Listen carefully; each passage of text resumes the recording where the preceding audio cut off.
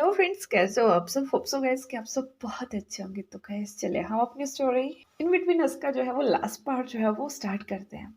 Hope so guys कि आपको मेरी ये स्टोरी जो है वो पसंद आ रही होगी। अगर पसंद आ रही होगी तो प्लीज़ लाइक कीजिएगा, कमेंट कीजिएगा, शेयर कीजिएगा। और हाँ, जितने भी मेरे न्यू सब्सक्राइबर्स हैं या जितने भी बंदे जो हैं जो न्यू देख रहे हैं, प्लीज़ चैनल को सब्सक्राइब कर दीजिए। चलिए बहुत ज़्यादा बातें हो गई, अभी हम जो अपनी स्टोरी जो है वो स्टार्ट करते हैं। तो लास्ट पार्ट में हम देखे थे कि वांजी को जो पता लग जाता है कि जो बेबी जो है वो उसी का ही है, तो वो ये बात जो है वो अपने ब्रदर सिशान को भी बता देता है कि हाँ ब्रदर, ये बेबी मेरा ही है। ये सुनने के बाद जो सिचैन होते हैं वो भी काफ़ी ज़्यादा खुश हो जाते हैं। इन दूसरी साइड सिचैन जो है वो ये बात यानली को भी बताते हैं। यानली भी ये बात सुन के बहुत ज़्यादा खुश हो जाती है। कुछ दिन वैसे ही निकलते हैं। बेहुशान को जो थी अब हॉस्पिटल से जो था वो डिस्चार्ज थोड़ा वो कर दिया था। वो और बेबी जो थे दोनों बहुत हेल्दी थे। और जो हमारा बेहुशान था वो बेबी का बहुत अच्छे से जो था वो ख्याल रख रहा था। वही दूसरी साइड जो जियांग जियांग था उसको भी पुलिस वालों ने जो था वो रिहा कर दिया था। और अब यानली से वो मिला था तो यानली ने उसे बहुत ज़्यादा समझाया था कि तुम प्लीज़ ये काम करना जो है वो छोड़ दो और बेटर होगा कि तुम अपने लिए एक अच्छा सा कोई लाइफ पार्टनर ढूंढो, उसके साथ शादी करो और अपनी लाइफ अच्छे से बिताओ। मैं नहीं चाहती कि तुम्हारा अंत माँ या वंशों की तरह हो, बिकॉज मैं तुम्हारी केयर करती हूँ, तुम मेरे ब्रदर हो।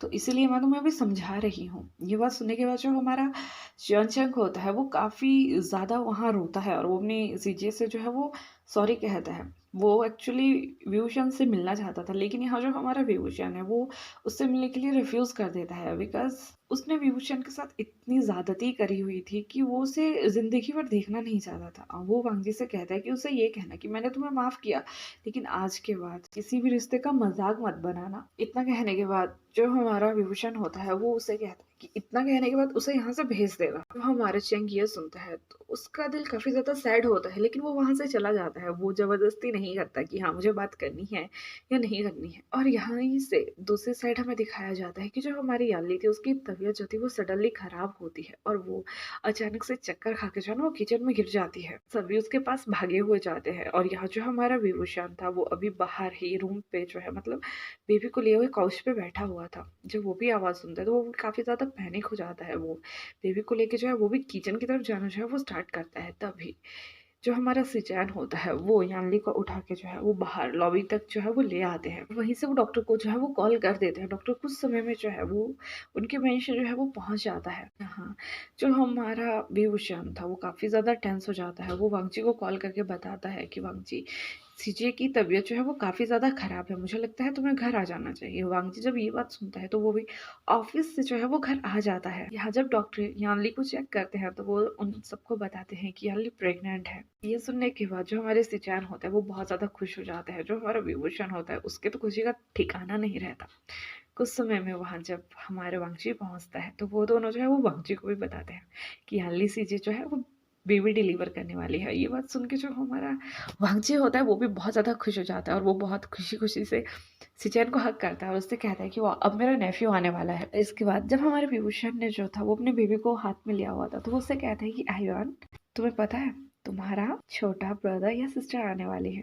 तब ये सुनने के बाद जो सब होते हैं वो बहुत ज़्यादा हैप्पी होके जो होते हैं वो विभूषण की तरफ देखना जो है वो स्टार्ट करते हैं, बिकॉज अब तक उन्होंने जो था बेबी का नाम नहीं रखा था। तभी विभूषण जो है वो सबको बताता है कि मैं बेबी का नाम आयुआन रखने वाला हूँ। तभी हमारा जो वांगजी होता है वो उससे कहता है कि इसका सरनेम, तभी वो कहता है कि जो इसके बाबा का सरनेम है वही इसका सरनेम होगा। तभी ये सुनने के बाद सब लोग जो है वो काफ़ी ज़्यादा खुश हो जाते हैं। तो उसका नाम जो है वो सभी जो है वो लान आयुआन रख देते हैं। इसके बाद कुछ टाइम और निकलता है। अब जो हमारा सिजन था वो एक दिन वांगजी और विभूषण को अपने पास बुलाता है और जो बेबी था मतलब जो आयुआन था वो अपनी बड़ी मॉम यानली के पास था। यानली का आयुआन से बहुत ज़्यादा दिल जो था वो लग चुका था। वो मैक्सिमम टाइम आयुआन के साथ रहना जो था वो पसंद करती थी। वहीं अब घर के जो बड़े थे वो सिचैन थे। तो सिचैन जो है वो वांगजी और विभूषण से कहते हैं कि मैं चाहता हूँ कि बहुत जल्द अब तुम शादी कर लो, बिकॉज अब तो बेबी भी 3 महीने का हो चुका है और ये टाइम सही है तुम्हारे लिए शादी करने के लिए। जब हमारा वांगजी और विभूषण ये सुनते हैं तो वो एक दूसरे की तरफ देखते हैं और फिर सिचैन की हमें जो है वो हाँ मिलाते हैं और उनसे कहते हैं कि ग जब भी आप कहेंगे हम शादी करने के लिए रेडी हैं। तभी से जानू से कहता है कि मुझे लगता है कि तुम्हें नेक्स्ट वीक शादी कर लेनी चाहिए। ये सुनने के बाद जो हमारा वांगजी और पीयूषन होता है वो काफ़ी ज़्यादा हैप्पी हो जाते हैं और वो सिचैन की बात पे जो है वो नोट करते हैं। और तभी सिचैन उनसे कहता है कि तुम दोनों को अच्छे से शॉपिंग कर लेनी चाहिए और मुझे बता देना कि तुम्हारी वेडिंग का क्या प्लान है, या कोई डेस्टिनेशन वेडिंग है या नॉर्मल तुम करना चाहते हो। तभी जो वांगजी है वो अपने ब्रदर को कहता है कि ब्रदर मैं चाहता हूँ कि हमारी वेडिंग बिल्कुल सिंपल हो। और तभी विभूषण उससे कहता है कि मैं चाहता हूँ कि हमारी शादी घर के बैकयार्ड में हो। ये सुनने के बाद जो सिचैन होता है वो काफ़ी ज़्यादा खुश हो जाता है। इसके बाद वो उन दोनों की बातों को सुन के वहाँ से यानली के पास जो है वो चला जाता है। वहीं जो हमारा वांगजी होता है वो विभूषण को हक कर लेता है और उससे कहता है कि विभूषण आई love you so much. Thanks कि तुम मेरी ज़िंदगी में आए। थैंक्स कि तुमने मुझे इतना प्यारा तोहफा दिया। और थैंक्स कि तुमने मेरा पूरी ज़िंदगी भर साथ निभाने के लिए सोचा। और थैंक्स कि तुमने मुझे ज़िंदगी की हर वो खुशी दी जो शायद मैं कभी डिज़र्व नहीं करता था। तभी जो हमारा विभूषण होता है वो उससे कहता है कि नहीं, ऐसी कोई बात नहीं है। तुम ज़िंदगी की हर खुशी डिज़र्व करते थे और तुम्हें वही खुशी मिल रही है। मैं तुम्हें बहुत सारी ज़्यादा चीज़ों के लिए थैंक्स नहीं कहना चाहूँगा, लेकिन मैं सिर्फ 2 चीज़ों के लिए थैंक्स कहना चाहूँगा कि थैंक्स तुम उस रात मेरे साथ थे, और थैंक्स कि तुमने मेरी ज़िंदगी और मेरी बेबी की ज़िंदगी, या मैं ये कहूँ कि हमारे बेबी की ज़िंदगी बिल्कुल अच्छी कर दी। इतना कहने के बाद जो हमारा विभूषण था उसकी आँखों में आँसू आ जाते हैं, लेकिन वो उन आँसुओं को रोकता है और वहीं वांची को बहुत टाइट हग करके रखता है। उसके बाद जो हमारा वांची होता है वो उसके फोरहेड पे किस करता है, उसके चिक्स पे किस करता है, उसके नोज़ पे किस करता है, फिर उसके लिप्स पे बहुत ज़्यादा डीप एंड पैशनेट किस करता है। और उसके बाद एक जो सर्वेंट होता है वो वहाँ आयुआन को लेके जो आता है वो आ जाते हैं, बिकॉज आयुआन जो था वो बहुत ज़्यादा रो रहा था। वो अब यानली के पास भी चुप नहीं रह रहा था, बिकॉज उसे बहुत ज़्यादा भूख लग गई थी। तब भी जो हमारा विभूषण होता है वो आयुआन को लेता है, और जो हमारा वांगजी और विभूषण होते हैं वो बेबी को लेके जो है वो अपने रूम में जो है वो चले जाते हैं। वहाँ जो हमारा वांगजी होता है वो विभूषण के लिए जो है वो हॉट वाटर जो है वो लेके आता है। इसके बाद जो हमारा विभूषण होता है वो अपने ब्रेस्ट को जो है वो हॉट वाटर से जो है वो क्लीन करता है। उसके बाद वो बेबी आयान को जो है वो फीड करवाता है। आयान कुछ देर में ही सो जाता है। इसके बाद जो हमारा विभूषण होता है वो आयान को उसके पालने में जो है वो सुला देता है। इतने में ही जो हमारा वांगजी था वो बात लेके आ चुका था। तभी हमारा विभूषण भी बात लेने जाता है और इसके बाद वो दोनों जो है वो आके सो जाते हैं। इस तरह से कुछ टाइम और निकलता है और एक दिन सिचैन उनसे कहते हैं कि मुझे लगता है तुम्हें आयुआन को यानली के पास छोड़ना चाहिए और खुद के लिए वेडिंग ड्रेस सिलेक्ट करने के लिए चले जाना चाहिए। ये सुनने के बाद जो हमारा विभूषण होता है वो काफ़ी ज़्यादा एक्साइटेड हो जाता है। तभी वांगची अपने ब्रदर की बातों पे जो है वो नोट करता है और वो आयुआन को जो है वहीं यानली के पास छोड़ के शॉपिंग के लिए चले जाते हैं। शॉपिंग पे जाने के बाद वो दोनों जो है वो काफ़ी ज़्यादा ड्रेसेस जो है वो ट्राई करते हैं। तो उसमें से जो हमारा विभूषण है उसे एक वाइट ड्रेस जो है वो पसंद आती है। वो बहुत ही ज़्यादा सुंदर ड्रेस थी। वो एक 2 पीस सूट था जिसके साथ वाइट कलर की ही शर्ट थी और ब्लैक कलर की टाई थी, और वो बहुत सही लग रहा था। जब हमारा विभूषण उसे पहनता है तो वो बिल्कुल एक एंजल की तरह दिख रहा होता है। वहीं दूसरी साइड जो हमारा वांगजी था उसे एक ब्लैक कलर का सूट जो है वो पसंद आता है, जिसमें उसकी ब्लैक कलर की टाई विद वाइट शर्ट होती है और वो भी उसमें बहुत ही ज़्यादा डैशिंग डूड लग रहा था। वो दोनों जो है अपने लिए वेडिंग ड्रेस जो है वो सिलेक्ट कर लेते हैं। इसके बाद सिचैन और यानली के लिए भी वो दोनों जो है वो ड्रेसेस सिलेक्ट करते हैं, और तभी जो हमारा आयुआन होता है उसके लिए भी वो एक ड्रेस सिलेक्ट करते हैं। सभी के लिए ड्रेसेस सिलेक्ट करने के बाद जो हमारा वांगजी होता है वो वहाँ पे करता है और वहाँ से वो घर आ जाते हैं। घर पे वो यानली की ड्रेस यानली को ट्राई करने के लिए कहते हैं और सिचैन की ड्रेस सिचैन को ट्राई करने के लिए कहते हैं, और आयुआन की ड्रेस जो हमारा विभूषण होता है वो खुद उसे पहनाने लगता है। तभी जब हमारी यानली उस ड्रेस को डाल के आती है तो वो उसमें बहुत ही ज़्यादा क्यूट लग रही थी। तो जो हमारा विभूषण है वो ये देख के बहुत ज़्यादा खुश हो जाता है, और जो सिचैन की ड्रेस थी वो भी उससे बिल्कुल फिट और अच्छे से आई हुई थी। तो हमारा सिचैन भी काफ़ी ज़्यादा खुश हो जाता है। इसके बाद जो हमारा आयुआन के लिए वो लेके आए थे, तो आयुआन की जो ड्रेस थी वो भी बहुत प्रीटी सी उस पर बैठी हुई थी, वो बहुत ज़्यादा क्यूट लग रहा था। इसके बाद वो सभी जो है बहुत ज़्यादा खुश हो जाते हैं। अब फिर कुछ दिन और निकलते हैं और आज का दिन जो होता है उनका वो वेडिंग डे था। मॉर्निंग से ही घर पे बहुत ज़्यादा चहल-पहल थी। उनके कुछ रिलेटिव्स जो थे वो वहाँ आए हुए थे, जो कि मैक्सिमम लांस लांस ही थे। कुछ व्यूशन के दोस्त, कुछ यानली के दोस्त और कुछ वांगची के दोस्त और कुछ सिचुआन के फ्रेंड्स आए हुए थे। और जो उनका पीछे का बैकयार्ड था, उसे रेड रोज़ेज़ और व्हाइट रोज़ेज़ से जो था वो बहुत अच्छे से जो था वो डेकोरेट किया गया था, बिकॉज़ रेड रोज़ेज़ हमारे विभूषण के जो थे वो ऑलवेज़ फेवरेट थे। और वहीं दूसरी साइड जो हमारा वांगची था, उसे व्हाइट कलर जो था वो बहुत ज़्यादा पसंद था। तो इसीलिए हमारे विभूषण ने डिसाइड किया था कि रेड के साथ व्हाइट रोज़ेज़ लगेंगे। और वहीं दूसरी साइड जो उनका रूम था, उसे भी रेड रोज़ेज़ और व्हाइट रोज़ेज़ से बहुत अच्छे से सजाया गया था। जब सभी लोग जो है वो घर की डेकोरेशन देखते हैं तो वो बहुत ज़्यादा हैरान हो जाते हैं, बिकॉज़ पूरी मेंशन को जो था इतने सही तरीके से फ्लोरली सजाया गया था कि सब उसको देख के जो थे बिल्कुल हैरान हो चुके थे।